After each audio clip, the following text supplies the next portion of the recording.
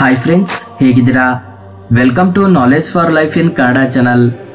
ಕೋಟಿ ಕೊಟ್ಟರು ಕೊಂಡುಕೊಳ್ಳೋಕೆ ಆಗದೇ ಇರುವ ಕೆಲವು ಇರ್ತವೆ, ಅದರಲ್ಲಿ ಮನಃಶಾಂತಿಯೂ ಕೂಡ ಒಂದು.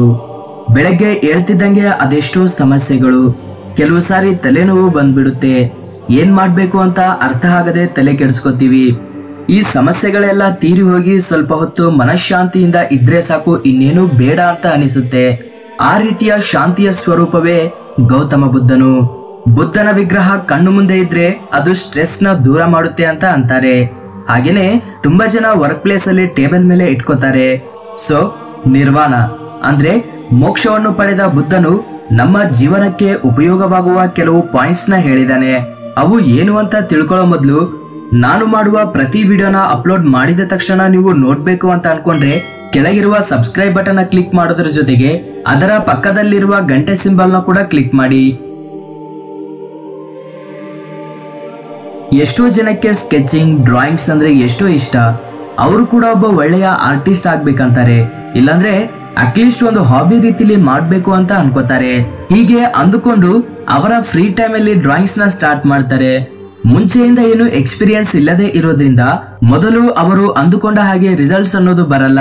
ಹಾಗೆ ಕೆಲವು ದಿನ ನೋಡ್ತಾರೆ, ಇನ್ನು ಅಂದುಕೊಂಡ ಟೈಮ್ಗೆ ಅಂದುಕೊಂಡ ರಿಸಲ್ಟ್ಸ್ ಬರ್ಲಿಲ್ಲ ಅಂತ ಡ್ರಾಯಿಂಗ್ ಮಾಡೋದನ್ನೇ ಬಿಟ್ಬಿಡ್ತಾರೆ. ನಿನ್ನ ಲೈಫ್ ಅಲ್ಲಿ ಯಾವ ರೀತಿಯ ಗೋಲ್ಸ್ ನಾದ್ರೂ ಸಾಧಿಸೋದಕ್ಕೆ ಅದರದೇ ಆದಂತಹ ಟೈಮ್ ಹಿಡಿಯುತ್ತೆ. ನಿನ್ನನ್ನು ಇನ್ಸ್ಪೈರ್ ಮಾಡಿದ ಡ್ರಾಯಿಂಗ್ ಇಲ್ಲಾಂದ್ರೆ ಪೇಂಟಿಂಗ್ ಮಾಡಿದ ಆರ್ಟಿಸ್ಟ್ ಆ ಸ್ಥಾನಕ್ಕೆ ಸೇರಿಕೊಳ್ಳೋಕೆ ಎಷ್ಟೋ ತಿಂಗಳುಗಳು, ವರ್ಷಗಳೇ ಕಷ್ಟಪಟ್ಟಿರ್ತಾನೆ. ಹೇಗೆ ನೀರು ಹನಿ ಹನಿ ಸೇರಿದ್ರೆ ಹಳ್ಳ ಆಗುತ್ತೋ, ಅದೇ ವಿಧಾನವಾಗಿ ನೀನು ನಿನ್ನ ಗುರಿ ಸೇರೋಕೆ ಮಾಡುವ ಸಾಧನೆಯಲ್ಲಿ ಕನ್ಸಿಸ್ಟೆಂಟ್ ಅಂದ್ರೆ ಸ್ಥಿರತೆಯಿಂದ ಇರಬೇಕು.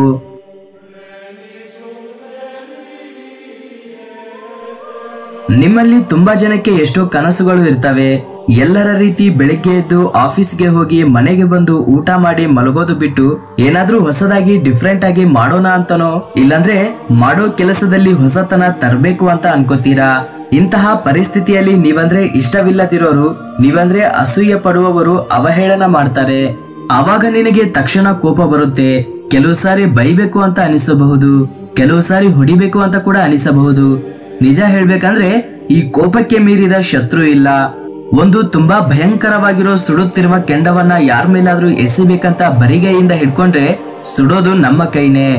ಅದೇ ವಿಧಾನವಾಗಿ ಇನ್ನೊಬ್ಬರ ಮೇಲೆ ನೀನು ತೋರಿಸುವ ಕೋಪ ನಿನ್ನಲ್ಲಿರುವ ರಾಕ್ಷಸತ್ವವನ್ನ ಹೊರಗೆ ತರುತ್ತೆ. ನಿನ್ನ ವೀಕ್ ಪಾಯಿಂಟ್ಸ್ ನ ಎಲ್ಲರಿಗೂ ಗೊತ್ತಾಗೋ ರೀತಿ ಮಾಡಿ ನಿನ್ನನ್ನು ಮಾನಸಿಕವಾಗಿ ಘಾಸಿ ಮಾಡೋರಿಗೆ ಮತ್ತೊಂದು ದಾರಿಯನ್ನ ತೋರಿಸುತ್ತೆ. ಸೊ ಹೀಗೆ ಆಗ್ಬಾರ್ದು ಅಂದ್ರೆ ಅವರನ್ನ ಕ್ಷಮಿಸಿದೀನಿ ಅಂತ ಅನ್ಕೊಂಡು ಎಷ್ಟು ಬೇಗ ಆಗುತ್ತೋ ಅಷ್ಟು ಬೇಗ ಆ ವಿಷಯವನ್ನ ಬಿಟ್ಬಿಡ್ಬೇಕು. ಇದರಿಂದ ನಿನ್ನ ಟೈಮ್ ವೇಸ್ಟ್ ಆಗದೆ ಇರುತ್ತೆ.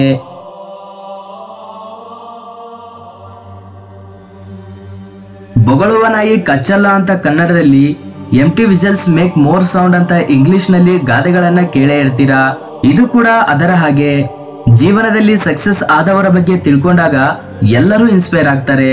ಮೋಟಿವೇಶನ್ ಬುಕ್ ಓದ್ತಾರೆ, ಮೋಟಿವೇಶನ್ ವಿಡಿಯೋಸ್ ನೋಡ್ತಾರೆ. ಆದ್ರೆ ಅದನ್ನು ಪಾಲಿಸುವ ವಿಷಯಕ್ಕೆ ಬಂದ್ರೆ ಎಷ್ಟೋ ಜನ ಫೇಲ್ ಆಗ್ತಾರೆ. ಅದಕ್ಕೆ ಕಾರಣ ಸಕ್ಸಸ್ಗೆ ಬೇಕಾದ ಅತ್ಯವಸರವಾದ ವಿಷಯವನ್ನ ಹಚ್ಕೊಳ್ಳದೆ ಇರೋದು.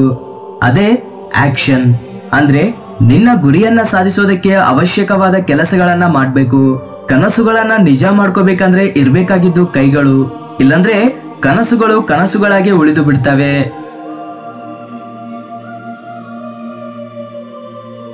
ಲೈಫ್ ನಲ್ಲಿ ಸಕ್ಸಸ್ ನ ನೋಡಿದಾಗ ಕೆಲವು ಜನಕ್ಕೆ ಅಹಂಕಾರ ಬೆಳೆಯುತ್ತೆ. ಆವಾಗ ಇತರರನ್ನು ಕೀಳಿರಿಮೆಯಿಂದ ನೋಡ್ತಾರೆ. ಎದುರಿರುವವರ ಕಷ್ಟಗಳನ್ನ ಅರ್ಥ ಮಾಡ್ಕೊಳ್ಳದೆ ಕಟುವಾಗಿ ಪ್ರವರ್ತಿಸ್ತಾರೆ. ಒಂದು ಕಾಲದಲ್ಲಿ ಜೀವನದಲ್ಲಿ ಗೆಲ್ಲೋದಕ್ಕೆ ಎಷ್ಟೋ ಮೆಟ್ಟಿಲುಗಳನ್ನ ಕಷ್ಟಪಟ್ಟು ಹತ್ತಿರಬಹುದು, ಆದ್ರೆ ಅದೇ ಮೆಟ್ಟಿಲುಗಳನ್ನ ಇತರರು ಕೂಡ ಹತ್ತುತ್ತಿರ್ತಾರೆ ಅನ್ನೋ ವಿಷಯವನ್ನ ಮರ್ತೋಗ್ತಾರೆ. ಆ ರೀತಿಯವರು ಲೈಫ್ ಅಲ್ಲಿ ಎಲ್ಲೇ ಹೋದ್ರು ಇವರ ಬಗ್ಗೆ ಯಾರು ಕೂಡ ಒಳ್ಳೆದನ್ನ ಮಾತಾಡಲ್ಲ. ಅವರು ಮಾಡುವ ಕೆಟ್ಟದ್ದು ಮಾತ್ರ ಜಾಸ್ತಿ ಹೈಲೈಟ್ ಆಗಿರುತ್ತೆ. ಅದಕ್ಕೆ ಜೀವನದಲ್ಲಿ ನೀನು ಎಷ್ಟು ಸಂಪಾದಿಸಿದರೂ, ಎಷ್ಟು ದೊಡ್ಡ ಸ್ಥಾನದಲ್ಲಿದ್ರು ನಿನ್ನನ್ನ ನೀನು ಗೆಲ್ಲೋದು ತುಂಬಾ ಮುಖ್ಯ. ಅಂದ್ರೆ ನಿನ್ನ ಮನಸ್ಸನ್ನು ಹಿಡಿತದಲ್ಲಿ ಇಟ್ಕೊಂಡು ಒಳ್ಳೆಯ ರೀತಿಯಲ್ಲಿ ಪ್ರವರ್ತಿಸಬೇಕು. ನೀನು ಸಂಪಾದಿಸಿದ ಧನ, ಸ್ಥಾನ ಎಲ್ಲವನ್ನು ನಿನ್ನಿಂದ ಯಾರಾದ್ರೂ ಕಿತ್ಕೊಳ್ಳುವ ಚಾನ್ಸಸ್ ಇರುತ್ತೆ. ಆದ್ರೆ ನಿನ್ನನ್ನು ನೀನು ಗೆದ್ದು ಸಾಧಿಸುವ ಗೆಲುವನ್ನು ಯಾರು ಕಿತ್ಕೊಳ್ಳಕ್ಕಾಗಲ್ಲ. ಪ್ರತಿ ಮನುಷ್ಯನಿಗೆ ಎಷ್ಟೋ ಇಷ್ಟಗಳು ಇರ್ತವೆ, ಕೋರಿಕೆಗಳು ಇರ್ತವೆ. ಹೊಸ ಮೊಬೈಲ್, ಲ್ಯಾಪ್ಟಾಪ್, ಬೈಕ್, ಕಾರ್ ಹೀಗೆ ಎಷ್ಟೋ ಇರ್ಬೇಕಂತ ಕೋರಿಕೊಳ್ತಾರೆ. ತುಂಬಾ ಸಾರಿ ದಕ್ಕಿಸಿಕೊಳ್ತಾರೆ ಕೂಡ. ಕೆಲವು ಸಾರಿ ಅವರು ಕೋರಿಕೊಂಡಿದ್ದು ದಕ್ಕದಿದ್ದಾಗ ನೋವು ಪಡ್ತಾರೆ. ಇದು ತುಂಬಾ ಕಾಮನ್. ಆದ್ರೆ ಕೆಲವು ಸಾರಿ ಕೋರಿಕೊಂಡಿದ್ದು ದಕ್ಕಿದಾಗಲೂ ಕೂಡ ನೋವು ಇರುತ್ತೆ. ಫಾರ್ ಎಕ್ಸಾಂಪಲ್, ಈ ದಿನ ಯಾವುದೋ ಒಂದು ಮೊಬೈಲ್ ಇಷ್ಟ ಆಗಿ ಕೊಂಡ್ಕೋಬೇಕು ಅನಿಸುತ್ತೆ. 1 ವರ್ಷ ಆದ ಮೇಲೆ ಫೋನ್ ಹಳೇದಾಯ್ತಂತ ಮತ್ತೊಂದು ಲೇಟೆಸ್ಟ್ ಮೊಬೈಲ್ ನ ಕೊಂಡ್ಕೋಬೇಕಂತ ಇರುತ್ತೆ. ಹೀಗೆ ಕೋರಿಕೊಂಡಿದ್ದು ದಕ್ಕಿಸಿಕೊಂಡ ಪ್ರತಿ ಸಾರಿ ಮನಸ್ಸಿನಲ್ಲಿ ಸಂತೋಷವಾಗುತ್ತೆ. ಮನುಷ್ಯನಿಗೆ ಸಂತೋಷ ಇದ್ರೆ ಮನಃಶಾಂತಿ ಇರುತ್ತೆ. ತುಂಬಾ ಜನ ಕೊಂಡುಕೊಳ್ಳುವ ವಸ್ತುಗಳಲ್ಲಿ ಸಂತೋಷವನ್ನ ಹುಡುಕ್ತಾರೆ. ಕೋರಿಕೊಂಡ ವಸ್ತುಗಳನ್ನ ದಕ್ಕಿಸಿಕೊಳ್ಳೋದು ಒಳ್ಳೆಯ ವಿಷಯನೇ, ಆದ್ರೆ ಅದು ನಿಜವಾದ ಸಂತೋಷವನ್ನ ಕೊಡಲ್ಲ. ನಿನ್ನ ಹತ್ರ ಇರೋದ್ರಲ್ಲೇ ಸಂತೋಷವಾಗಿ ತೃಪ್ತಿ ಪಟ್ಟಾಗ ಮನಃಶಾಂತಿ ಸಂಪೂರ್ಣವಾಗಿ ಇರುತ್ತೆ.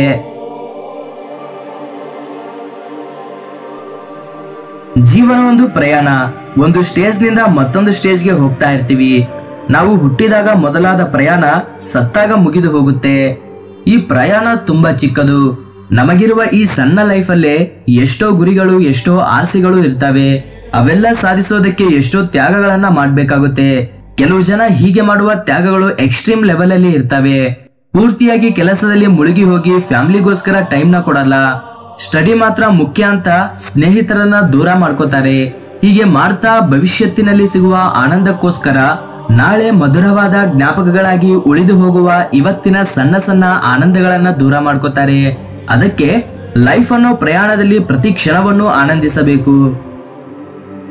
ಸೊ ಯು ಫ್ರೆಂಡ್ಸ್, ಗೌತಮ ಬುದ್ಧರು ನಮ್ಮ ಜೀವನಕ್ಕೆ ಉಪಯೋಗವಾಗುವಂತೆ ಹೇಳಿರುವ ಕೆಲವು ಪಾಯಿಂಟ್ಸ್. ವಿಡಿಯೋ ಇಷ್ಟ ಆಗಿದ್ರೆ ಲೈಕ್ ಮಾಡಿ, ಎಲ್ಲರ ಜೊತೆಗೂ ಶೇರ್ ಮಾಡಿ. ಮತ್ತಷ್ಟು ವಿಡಿಯೋಗಳಿಗಾಗಿ ಸಬ್ಸ್ಕ್ರೈಬ್ ಬಟನ್ ನ ಅಪ್ಡೇಟ್ಗೋಸ್ಕರ ಗಂಟೆ ಸಿಂಬಲ್ ನ ಕ್ಲಿಕ್ ಮಾಡೋದನ್ನ ಮಾತ್ರ ಮರಿಬೇಡಿ. Thank you for watching this video. ಜೈ ಹಿಂದ್.